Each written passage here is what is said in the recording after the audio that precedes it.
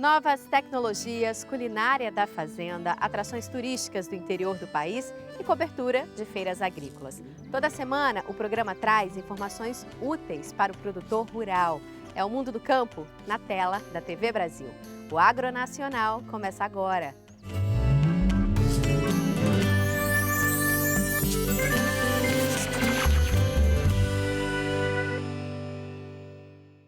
Startups e novas soluções ligadas à agricultura. Esse é o foco do quadro Inovação. No programa de hoje, vamos conhecer as fazendas urbanas de São Paulo. Elas aproximam a agricultura da cidade grande. A missão da Fazu é entregar hortaliça o mais fresca possível, sem agrotóxico, para o consumidor final em grandes cidades. E o projeto começou com a ideia da gente produzir alface e hortaliças, né, na laje principalmente de comunidades carentes, que a gente geraria receita, trabalho para as pessoas nas comunidades.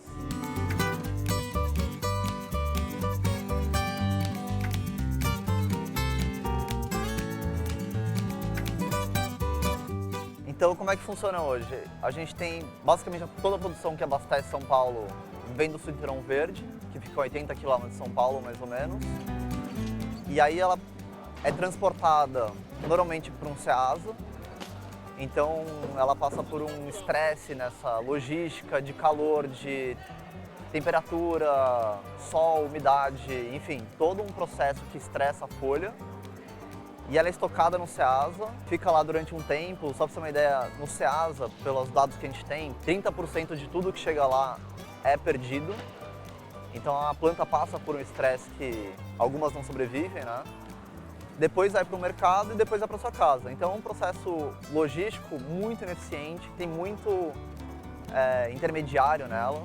E o que a gente fez foi repensar toda essa cadeia. Então o que a gente faz, a gente tem produtor parceiro que fica a 20 km de São Paulo. Então no dia sem trânsito a gente chega lá em meia hora, 40 minutos, tá? E aí o que a gente faz como se fosse escala de avião. Então a gente pega da produção hidropônica e coloca na comunidade. Hoje a gente tem na comunidade lá no Jardim São Luís uma fazenda que tem uma capacidade de uns 600 pés. Então lá do Jardim da Felicidade a planta tem dois caminhos. Ou ela vem para os totens, né, que a gente chama de Fazu Go, que ela continua recebendo água e nutriente. Então se você recolher ela aqui, é basicamente a mesma coisa que você recolher ela lá na produção. Então a gente está trazendo o campo para a cidade nesse sentido. Ou, por exemplo, restaurantes. Restaurantes, o pessoal lá da comunidade colhe todo dia às 6h30 da manhã, 7 da manhã, que é quando não tem sol, então a alface está fresquíssima. Então a gente colhe, separa todos os pedidos e faz a entrega para o restaurante. Como a gente está tirando vários intermediários da cadeia, então tem o intermediário da logística, tem o intermediário do Ceasa, tem o intermediário da outra logística, tem o intermediário do mercado, e todo mundo fica com uma margem ou tem um custo agregado com isso.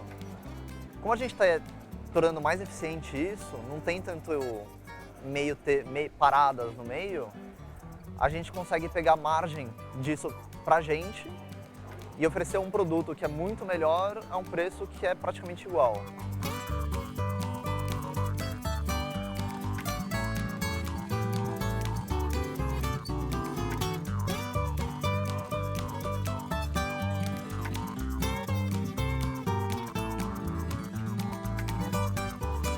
Que assim, no limite, no fim do dia, uma startup quer solucionar problemas reais e de um jeito que seja escalável.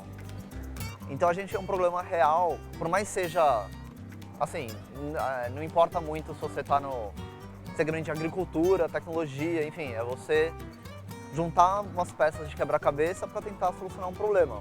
Como é que a gente usa a tecnologia? Se você é uma pessoa física e quer receber toda semana em casa, a gente tem um aplicativo e o cara fala, cara, quero 3 crestas, 2 roxas, com isso a gente tem um banco de dados e a gente entrega toda semana. Restaurante é a mesma coisa.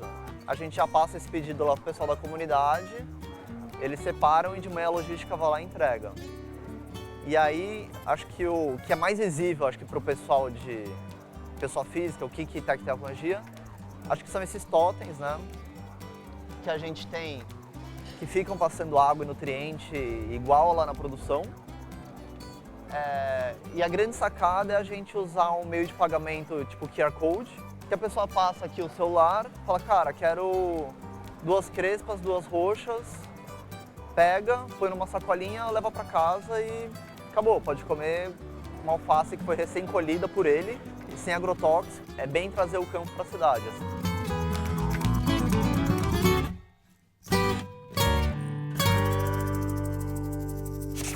Essa semana, o Agro Nacional conversou com a ministra da Agricultura, Tereza Cristina, para falar sobre os desafios da pasta. Nesse primeiro bloco, ela vai explicar a nova estrutura do Ministério e falar também sobre a importância dos biodefensivos para a produção de alimentos orgânicos.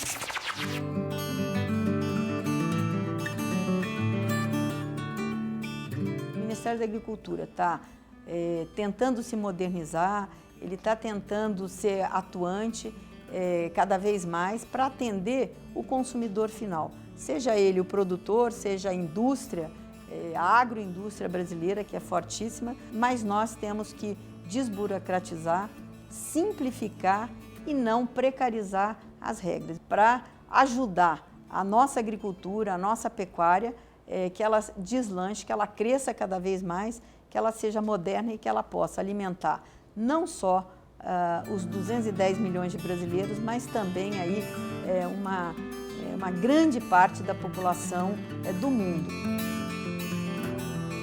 Esse Ministério da Agricultura, que incorporou alguns outros ministérios na sua estrutura original, trouxe para dentro do Ministério a agricultura familiar, que é importantíssima para os pequenos produtores rurais, trouxe a pesca, que estava solta e que hoje vem para o Ministério, que é um Ministério de fomento, então ele vai fomentar essa atividade, que é tão importante também para o pequeno e para o grande produtor, igualmente para todos. É uma atividade que o Brasil ainda precisa crescer muito, precisa ter políticas públicas voltadas à piscicultura, à aquicultura, né, também, e eu tenho certeza que será um programa exitoso, um programa que vai, uma secretaria que, através da sua política pública, vai trazer renda para o agricultor, para o pequeno, para o médio, para o grande, orientando a produção nacional de pescados, que num país como o nosso, que tem água doce e água salgada em abundância, ele tem que ser, ele tem que estar na frente dessa atividade.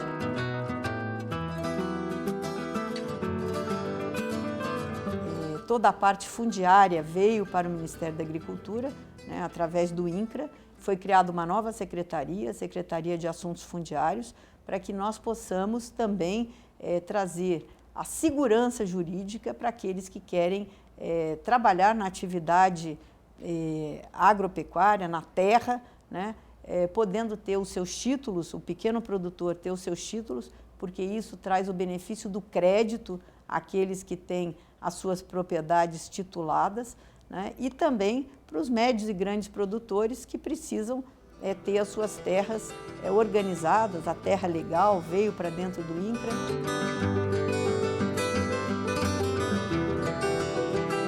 Os nossos produtos são muito bem recebidos lá fora, tanto é que o Brasil exporta para mais de 160 países. E hoje o Brasil consegue, com alguns produtos que coloca lá fora, dar essa segurança para esses mercados que importam soja, milho, algodão, carnes, proteína animal. No uso dos defensivos agrícolas, nós temos aí 2 vertentes. Nós temos os biodefensivos, que vem crescendo muito. Cada ano a gente tem mais produtos registrados nesse campo e que são muito importantes, principalmente para a agricultura orgânica. Nós temos aí mais de 300% no último ano de estabelecimentos que têm registro no mapa na agricultura orgânica. Nós temos mais de 77% de biodefensivos registrados, né, produzindo para um nicho de mercado daquelas pessoas que querem comer produtos e podem pagar um pouco mais, porque eles são mais caros, porque é mais difícil a sua produção, mas graças a Deus esse nicho, essa vertente vem crescendo cada vez mais e podendo colocar na mesa dos brasileiros também os produtos orgânicos.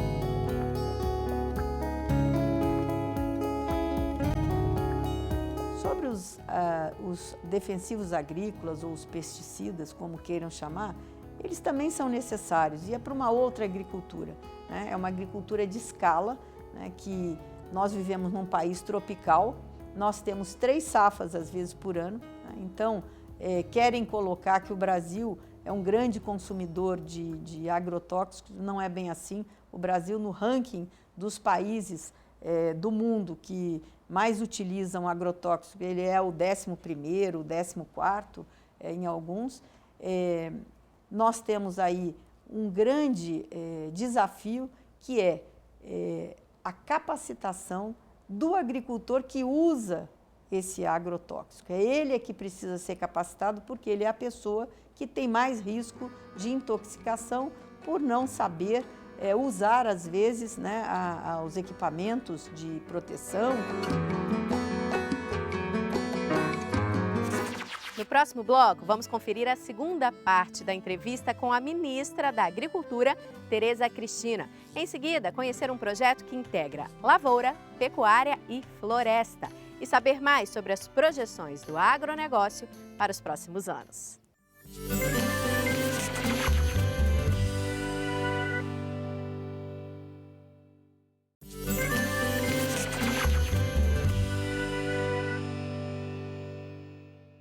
Vamos conferir agora a segunda parte da nossa conversa com a ministra da Agricultura, Tereza Cristina. Ela fala sobre a importância da agricultura familiar para a economia do país e deixa um recado para a Nova TV Brasil.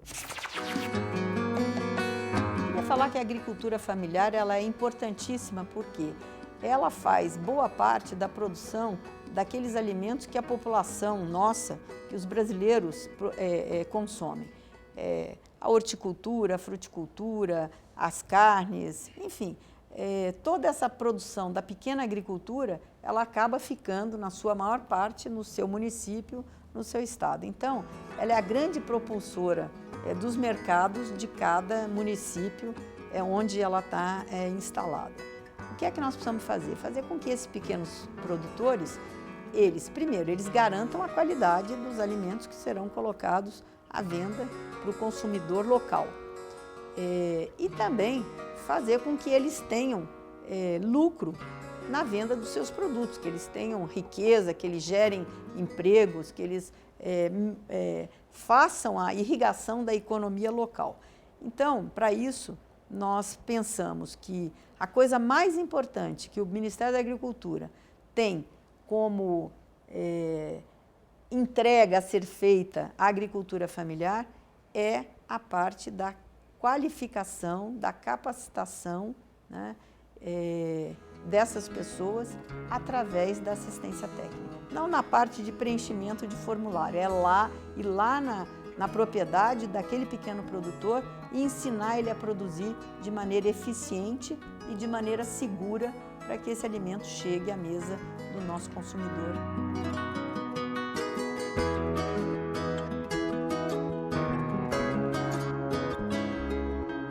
Quero agradecer e parabenizar a TV Brasil por esse novo formato e com esse novo programa do Agro Nacional, dando a importância que o agronegócio tem para o nosso país.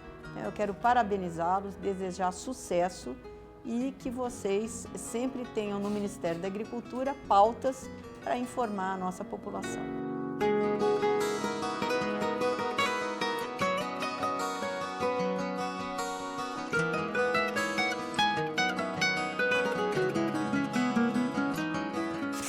De acordo com um estudo da Federação das Indústrias do Estado de São Paulo, a Fiesp, a produção de alimentos no Brasil vai continuar crescendo nos próximos 10 anos. Mas esse estudo também aborda desafios para o setor, como um incentivo para o desenvolvimento de tecnologias no campo. É o que conta o pesquisador da Embrapa, José Carlos Polidoro.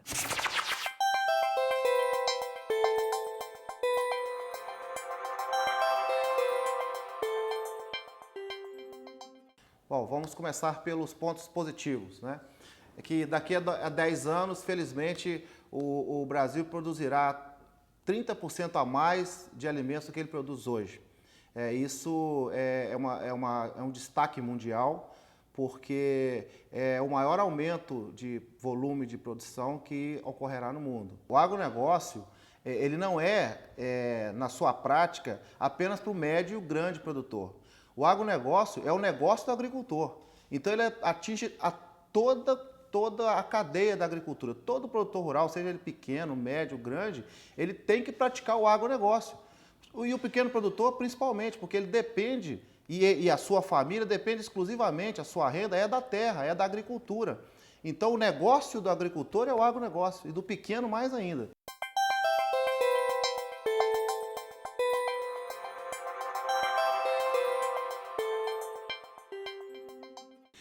Tem 2 produtos, né, principais, né, e são os de maior volume, são frutos de exportação, que são a soja e o milho, principalmente o milho. Né? O milho terá um grande avanço na sua produção. Nós passamos a ser exportadores de milho. Milho também é matéria-prima para a produção de biocombustíveis, né? E também uma grande matéria-prima para a produção de ração animal. O outro destaque justamente é a produção animal. Né? O Brasil já manda carne, aí, principalmente de frango, para quase todos os países do mundo, mais de 100 países, né? Continuará exportando.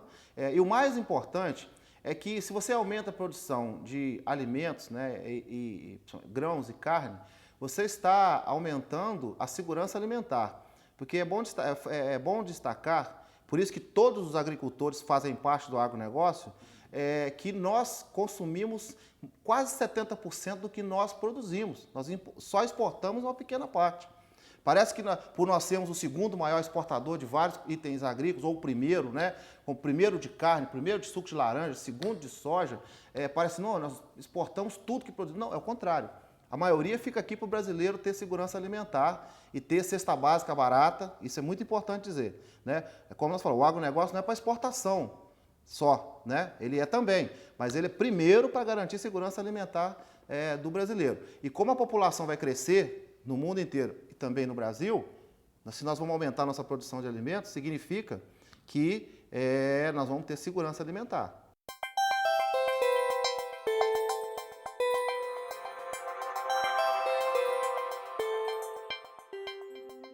Produzir alimentos, né, e outros produtos agrícolas, né, no Brasil depende exclusivamente do uso de fertilizantes. É o pilar. Porque os solos brasileiros, eles são pobres em nutrientes por causa de ser um ambiente tropical.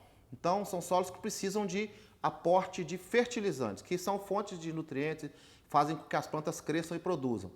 E o Brasil exporta, esse ano, ele importou 86% do que ele consumiu. Isso é uma dependência externa extremamente arriscada. Porque imagina se eu sou o grande player do mercado futuro de produção de alimentos e não tenho fertilizante, eu estou correndo um risco tremendo. Isso é o grande risco da agricultura, que eu acho que é o principal, né, em termos de produção agrícola. Né? Tem outros riscos, mas esse, em termos de produção agrícola, é a dependência pela importação de fertilizantes para produzir alimentos.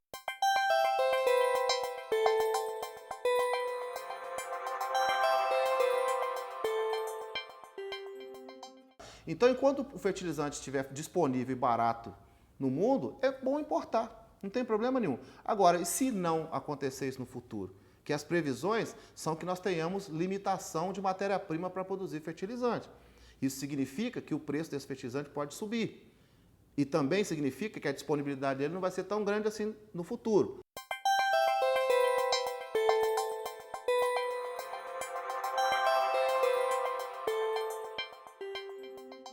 Eu espero que o Brasil tenha um plano nacional de fertilizantes para superar esse desafio. Né? O outro desafio é que, por mais que o Brasil seja um país que tenha muitas instituições que produzem tecnologia, principalmente para a agropecuária, você ter ideia, as startups que mais crescem no Brasil hoje em número são as agritechs, que são as startups do agronegócio, né, da agricultura. Né? E elas resolvem qualquer problema, né, do futuro, inclusive. Mas essas startups precisam sair do estado de startups e para virar indústria, né? E isso precisa também de ter plano. E além de virar indústria e virar negócio, elas têm que chegar a todos, né? Então, por exemplo, nós temos um problema de conectividade no campo muito grande, ou seja, o celular não pega tão bem em tantos lugares. E todas essas tecnologias que essas startups estão desenvolvendo, elas dependem da conexão via internet ou via, né, e tudo. Então, isso é um risco que nós corremos. Ter tecnologia produzida e ela não chegar no campo. E o Brasil tem que assumir a sua vocação agrícola, de fato. Lavoura, pecuária e floresta integradas no mesmo sistema. Essa é a ideia do projeto apresentado pelo pesquisador Luiz Adriano Cordeiro, da Embrapa Cerrados. Entre os benefícios da técnica, os especialistas destacam a melhoria do solo e a geração de renda extra.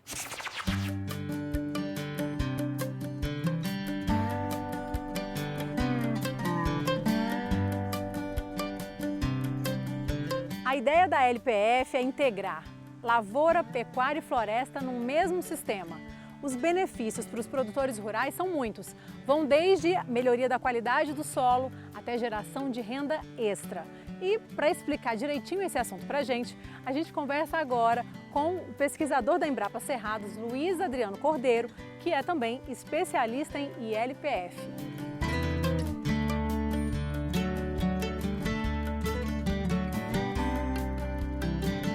Luiz Adriano, como é que funcionam esses sistemas de integração? Os sistemas de integração são sistemas de produção agropecuária, onde você integra, combina as atividades agrícola, pecuária e, eventualmente, a atividade florestal, na mesma área. Isso é importante, porque aí você tem um sistema único, integrado. E isso também pode ser feito em várias modalidades. Você tem, por exemplo, a integração lavoura-pecuária, que é o sistema agropastoril, onde você tem a agricultura e a pecuária integrados. Você tem a integração pecuária-floresta, que é o sistema silvopastoril, onde você tem a pecuária e a floresta integrados. Você tem a integração lavoura-floresta, que é o sistema silvio-agrícola, onde você tem a agricultura e a floresta integrados. Ou você pode ter a integração lavoura, pecuária e floresta, que é o sistema agro-silvopastoril, onde você tem a agricultura, a pecuária e a floresta integrados. Muitas atividades beneficiam as outras. Então, por exemplo, a agricultura traz benefícios para a pecuária. E a pecuária traz benefícios para a agricultura. Isso gera ganhos de produtividade, porque os processos biológicos funcionam uma atividade favorecendo a outra, e normalmente com redução de custos. Então o produtor passa a ter ganhos econômicos, ganhos agronômicos, com menores gastos. Esses exemplos são verificados em muitas fazendas pelo Brasil.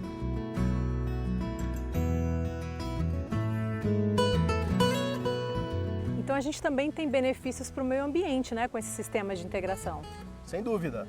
O sistema de integração, eles promovem um importante benefício ambiental, que é a intensificação sustentável, que significa dizer o seguinte: você passa a otimizar mais o uso da terra, uma vez que você tem várias atividades sendo desenvolvidas no mesmo espaço de terra. Então isso é um importante ganho ambiental do ponto de vista maior. Agora, do ponto de vista específico das áreas que adotam integração, também existem ganhos ambientais. Por exemplo, a qualidade do solo pelo aumento de matéria orgânica que é verificado nessas áreas de integração. Outro benefício é a melhoria da dinâmica da água também. Ocorre maior infiltração de água nesses sistemas, com ou sem o componente florestal. E também a preservação da biodiversidade, né? Você tem sistemas mais complexos, com mais diversidade de espécies, você passa a ter o inverso da monocultura.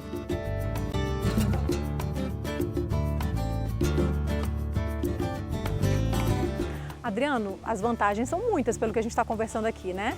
Mas eu fico imaginando que para o produtor rural, para ele ingressar nisso, ele precisa investir em informação, equipamento, e de repente isso acaba se tornando um empecilho ali, acaba dificultando um pouco essa entrada. Qual o maior desafio para o produtor rural para adotar os sistemas de integração?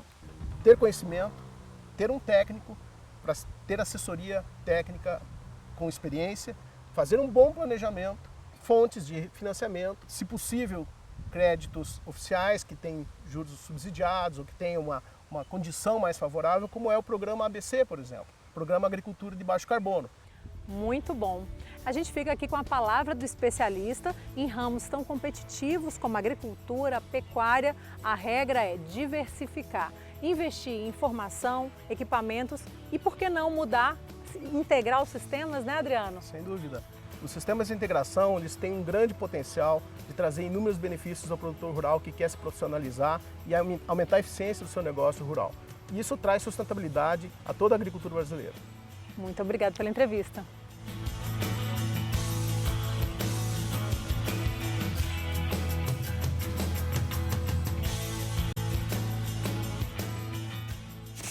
O programa de hoje fica por aqui. Na próxima semana, a gente volta com mais tecnologia, culinária e cobertura de feiras agrícolas. Agronacional, informação útil para o produtor rural. É o Mundo do Campo na tela da TV Brasil.